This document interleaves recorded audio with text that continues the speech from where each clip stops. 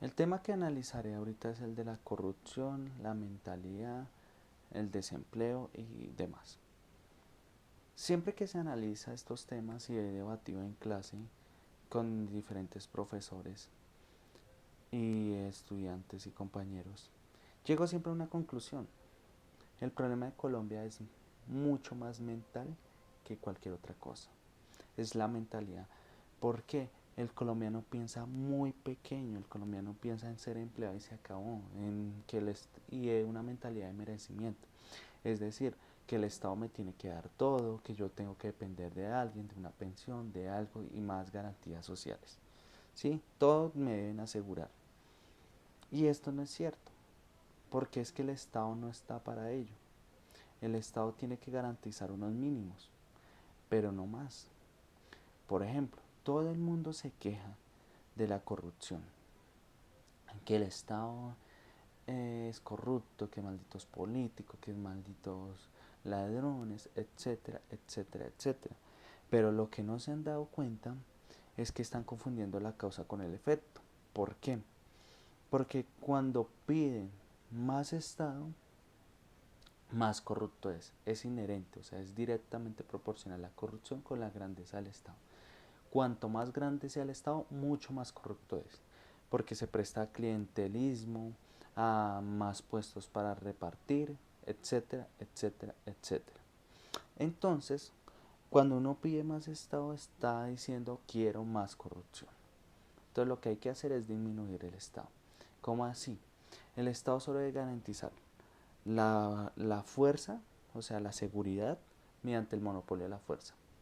Debe garantizar la educación, una educación fuerte, una educación que implante y logre cambiar la mentalidad y construir principios básicos de una sociedad. ¿Por qué? Porque es mediante matando la ignorancia que se crea se crea sociedad. Por ejemplo, el colombiano, ¿qué le están enseñando en el colegio, en la universidad?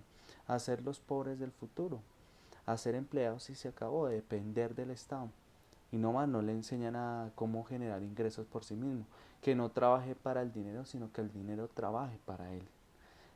A ello es lo que me refiero, la mentalidad. ¿Por qué? Porque, por ejemplo, la gente, sí, está bien que usted sea un empleado y todo, pero tiene que mirar cómo genera más ingresos, ingresos extras. ¿Cómo puedo ganar más dinero de lo que estoy ganando con mi fuerza de trabajo? Por ejemplo, haciendo videos en YouTube. Eso es lo que yo estoy haciendo en este momento, generando ingresos. Eso es lo que uno tiene que mirar, que el dinero trabaje para uno, no uno para él. Entonces, cuando la gente empieza a pedir más y más Estado, no, hay que reducirlo. ¿Por qué? Porque hay que hacer es que el sector privado crezca. Y cuando digo sector privado no me refiero solo a la multinacional o solo a la empresa, sino también al sector privado, quiere decir a la gente, porque es que todos somos privados en sí mismo. Por ejemplo, yo ahorita soy sector privado, estoy gastando, estoy invirtiendo, estoy comprando, eso es lo que me refiero, voluntad privada. Yo quiero antes vestirme, me desvisto, si yo quiero cantar, canto, ¿sí? A eso es lo que me refiero voluntad privada. Entonces, cuando digo que el Estado debe garantizar unos mínimos, quiero decir es eso, garantizando la propiedad privada, garantizando la seguridad que yo puedo trabajar, puedo ir a buscar empleo, puedo hacer videos, puedo hacer lo que quiera y nadie me esté obligando a no hacerlo o me esté vacunando mi negocio o me esté extorsionando. Eso es cuando digo el monopolio de la fuerza. Garantizando las vías de acceso. Pues sí, yo por ejemplo soy un gran finquero, un campesino que siembro, que genero cualquier tipo de fruta, etcétera, etcétera. Pero para sacar mi mercancía, para sacar mis productos, encuentro que las vías están vueltas nada. Entonces todo eso debe garantizar la infraestructura y la educación para que yo pueda cambiar mi mentalidad enseñándole a mis hijos y demás. Pero si el Estado no lo hace, entonces me toca por cuenta propia. Como decía John F. Kennedy, yo no puedo depender de pensar qué puede el Estado hacer por mí, sino yo qué puedo hacer por el Estado. Y eso es lo que el colombiano no piensa. ¿Cómo puedo hacer grande mi patria? No, es que la patria me tiene que dar todo. No, si yo tengo que cambiar. para poder generar eso que se llama Colombia, como una arena, ¿sí? En un grano a grano se va volviendo la playa. Quítele grano a grano a la playa y se queda sin playa. Eso es lo que toca hacer. Cada uno, o sea, el cambio empieza desde uno para poder trascender en lo local y después a lo nacional. Para construir, cada uno le aporta al país y eso es lo que uno no ha pensado. Mediante mi ejemplo, mis buenas costumbres, todo. A eso es lo que hay que apostarle. Y la otra solución que tengo es no desincentivar no desincentivar la propiedad privada, la inversión, hay que incentivar la inversión. Por ejemplo, todos queremos vías, todos queremos infraestructura, pero queremos que el Estado haga todo y no se puede. Hay mejores medidas que hacer eso. Por ejemplo, hay que bajar los impuestos, eso sí, pero no solo al sector privado, a la empresa, sino también a la gente pobre y a la gente en general. Por ejemplo, el IVA hay que bajarlo y se puede quitarlo. Y hay mucha gente que dice, no, pero es que hay que quitar, si se le quita los impuestos al Estado, pues el Estado se queda sin financiamiento y entonces ya no puede hacer las infraestructuras, ya no puede invertir en educación, en vías, yo le digo, eso no es tan cierto. ¿Por qué?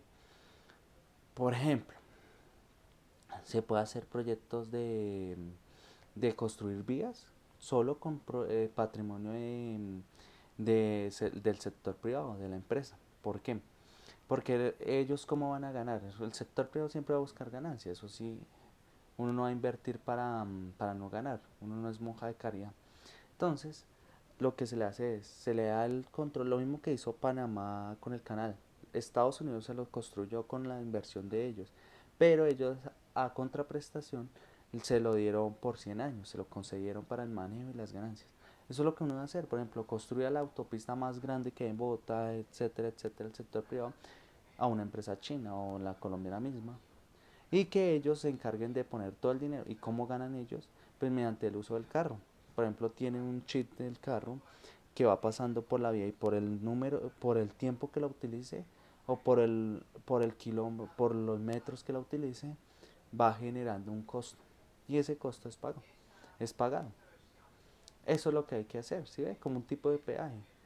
Entonces eso que es doble vía, a usted no le están cobrando impuestos al carro, por ejemplo, no se le cobra eso de el impuesto anual que se le cobra al auto, no, no, no, sino por el uso. Si usted no lo usa, a usted no se le cobra impuesto y no le están limitando su propiedad, ¿sí? Y sigue siendo mejor aún.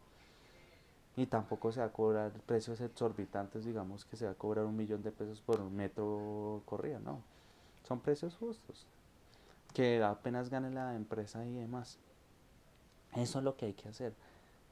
Porque es que el gobierno da todo el dinero, utiliza todo el dinero, se demoran las obras y además siguen robando por peajes y demás. Entonces eso no es así. Entonces es cuando vemos que efectivamente esos sistemas funcionan. ¿Y qué le interesa al sector privado cuando invierte? Pues que termine mucho más rápido, que sea estable y que no tenga que estar arreglando cada día o cada mes o cada año lo que pasa con las vías públicas.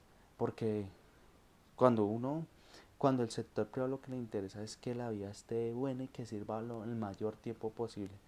Cuanto menos arreglo se le meta, mucho mejor. Cuanto menos se demoren en hacerla, mucho mejor. ¿Por qué?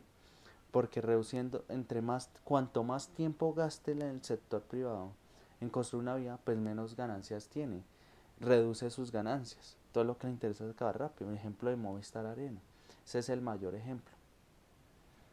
Cómo se construyó rápido el Coliseo del Campín y pasó a llamarse Movistar Arena porque se le concedió y ellos dieron todo el dinero. Así debe ser el Campín. Yo le concedo la utilización del Campín, usted hágalo como quiera por un tiempo determinado hasta que usted recupere sus ganancias. Y si mejora todo ha mejorado. Mejoró el espacio, mejoró el sonido, mejoró la ambientación y también los espectáculos. Porque antes no se hacía espectáculos tan buenos que se están haciendo ahorita.